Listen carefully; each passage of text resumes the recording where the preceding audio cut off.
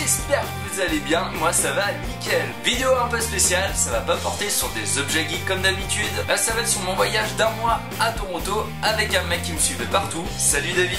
Donc le but de la vidéo ça va être de vous présenter Toronto, tout ce que vous pourrez y faire, combien ça coûte, etc. et plein d'autres trucs. Alors avant de commencer, j'ai pas fait comme tous les youtubeurs qui se filment en fait toute la journée à découvrir plein de trucs. Enfin voilà, je voyais pas trop l'utilité. Et puis ça m'aurait gavé de me filmer toute la journée comme ça. Enfin voilà, je voulais profiter justement du pays. Donc j'avais pas tout le temps ma caméra sur moi, je pouvais pas tout le temps prendre des photos. Enfin si, j'ai quand même le côté touriste en moi, me dire oh putain c'est trop bien, tac tac tac. Donc je vais alterner images d'ici et images de Toronto. Ouais, ça va faire comme une sorte de reportage, comme genre C'est pas sorcier, vous voyez. Allez, on peut vraiment commencer.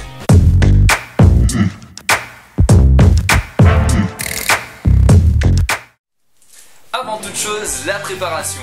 Et ouais, faut prévoir les billets d'avion. Alors moi ce que je vous conseille c'est de regarder sur internet et aussi en agence de voyage. Et ouais, faut pas déjà se faire niquer sur les billets d'avion. Ouais, parce que nous on allait prendre sur internet et justement on est allé en agence de voyage et on a trouvé les billets moins chers. Pour 590 €, on a eu l'aller-retour.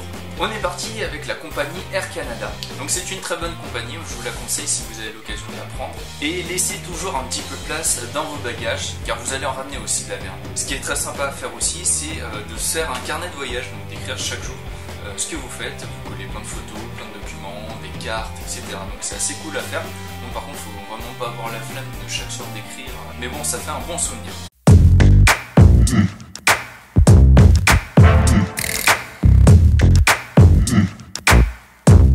Voilà Toronto, alors aujourd'hui c'est le premier jour et puis on a bien dormi, on a bien récupéré notre putain de voyage en avion et du coup là on va aller chercher 2-3 trucs pour le transport.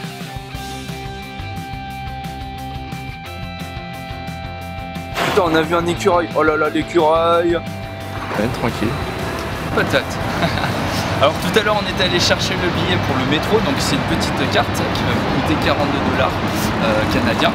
Ça va vous faire à peu près du 29 €. Donc du coup pendant une semaine vous avez tous les bus, les métros, c'est assez cool. Allez on y va, on va choper d'autres informations.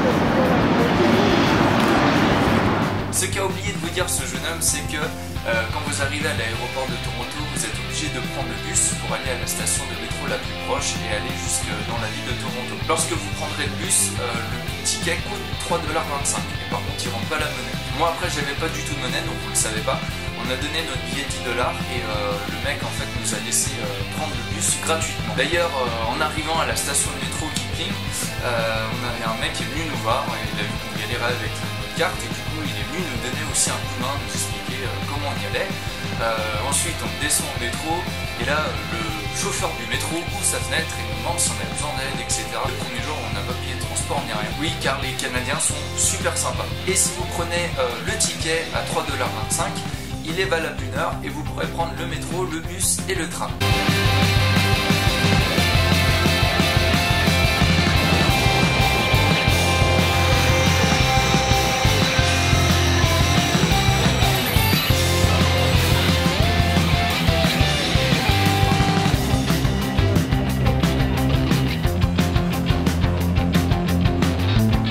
Toronto, vous ne trouverez que 4 lignes de métro, donc oui c'est très peu, principalement il faudra vous arrêter à une station et continuer à pied. Alors nous en un mois on a fait 250 km environ à pied, on a voulu profiter de la ville au maximum et voir le maximum de choses. À pied c'est vraiment le meilleur moyen pour découvrir la ville. Putain faut qu'on traverse, faut qu'on traverse.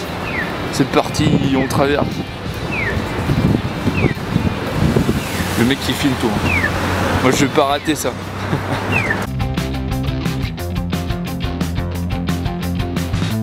Après vous avez tout ce qui est taxi, donc taxi on n'a jamais pris de par le coût qui est vraiment très cher. Par contre ils vous emmènent partout à n'importe quelle heure. Vous reconnaîtrez facilement les taxis aussi par leurs couleurs qui seront vert et orange. À 1h30 du matin c'est fini, il n'y a plus de métro. Donc si vous faites des sorties en soirée etc, et faudra prévoir un peu. Ou alors vous faites comme nous, vous rentrez à pied à l'auberge. Nous à 2h du matin, voilà, on a fini, on était au pub, etc.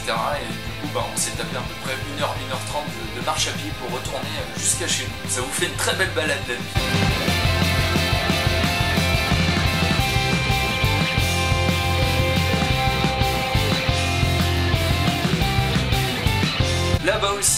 avez des très grandes routes, vous pourrez sûrement louer une voiture. Nous, on ne l'a pas fait, on n'a pas ressenti le besoin justement de louer une voiture. Donc vous avez des très grands axes routiers, les voitures sont très belles, ils aiment beaucoup ce moyen de transport aussi. Et il y a aussi les bus et les trains pour aller jusqu'au chute du Niagara, mais je vous en parlerai dans une autre vidéo, ce sera beaucoup plus simple. On va éviter de trop partir dans tous les sens.